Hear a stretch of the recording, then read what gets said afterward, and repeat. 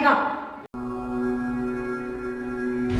तो इस पर भी विचार करने की आवश्यकता है कि ऐसा क्यों कहा जाता है कि यदि गुरु नहीं तो मृत्यु के बाद मोक्ष भी प्राप्त नहीं होता, शांति भी प्राप्त नहीं होती। इसलिए जीवन काल में एक न एक गुरु को जरूर जीवन में धारण करना चाहिए।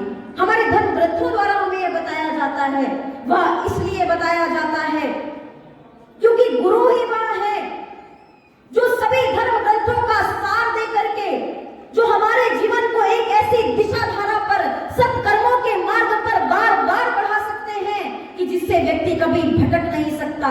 भगवान से ऊपर गुरु का दर्जा क्यों दिया गया? वह इसलिए दिया गया क्योंकि भगवान होते हैं, वह हमें जीवन प्रदान करते हैं, जन्म प्रदान करते हैं, मगर जो गुरु होता है उस जीवन को कैसे जिया जाए, उस जीवन को किस दिशा पर ले जाया जाए, यह हमें गुरु बताते हैं। इसीलिए जीवन में गुरु धारण करना आवश्यक है। मगर आज समाज की विडंबना है कि भारतवर्ष जिसे ऋषियों मुनियों की धरती कहा गया, जहां ऐसे ऐसे साधु संत सन्यासियों ने, धर्म गुरुओं ने जन्म लिया, जिन्होंने धर्म की पराकाष्ठा, समाधि के परम ज्ञान को प्राप्त किया और समाज को भी प्रदान किया, समाज को भी उस मार्ग पर बढ़ाया। मगर उसी भारत भूमि में आज कहीं ना कहीं धर्म का पतन हो रहा है। आज कहीं ना कहीं धर्म से लोगों का विश्वास उठता चला जा रहा है और उसका मात्र एक ही कारण है कि जो भी धर्म गुरु हमें प्राप्त हुए, जिन्हें भी हमने जीवन में सोचा कि धर्म गुरु बनाया जाए, तो व्यक्ति परेशान है, चिंतित है कि हम धर्म गुरु बनाए किसे? आखिर आज सत्यता किसके पास है? किसके पास पूर्ण कुंडली जागृत की क्षमताएं हैं?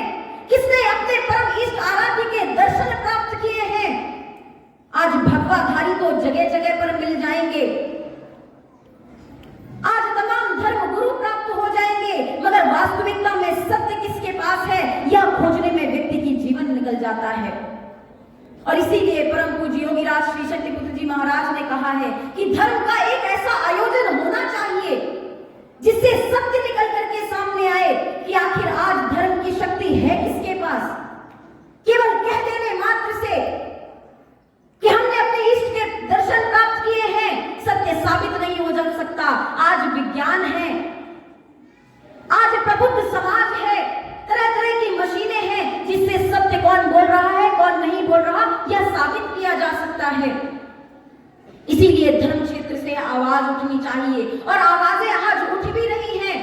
आज टीवी चैनलों को उठा करके देखें, तरह तरह के धर्म गुरु लोग आ रहे हैं, आवाजें उठ रही है, जगह जगह चमत्कार दिखा करके समाज को लुभाने का प्रयास किया जा रहा है, पर्चे बना बना करके समाज को उनकी समस्याओं के बारे में बता करके अपना महिमा मंडन करने का प्रयास किया जा रहा है। आखिर धर्म के नाम पर व्यक्ति कब तक इस प्रकार से भटकता रहेगा? इसीलिए आवश्यकता है ऐसे धर्म के एक आयोजन की कि सत्य समाज के सामने निकल करके आए, वरना समाज इसी प्रकार से भटकता रहेगा। धर्म के प्रति उनकी आस्था कम होती जाएगी।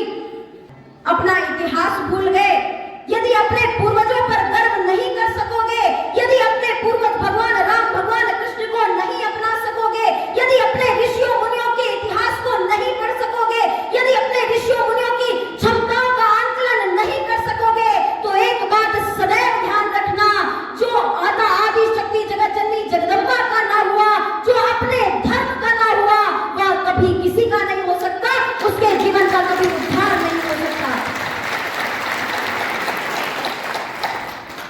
आवश्यकता केवल सत्य तलाश करने के लिए है और इसीलिए परम पूज्य योगीराज श्री शक्तिपुत्र जी महाराज ने धर्म अध्यात्म जगत को ससम्मान चुनौती रखी है।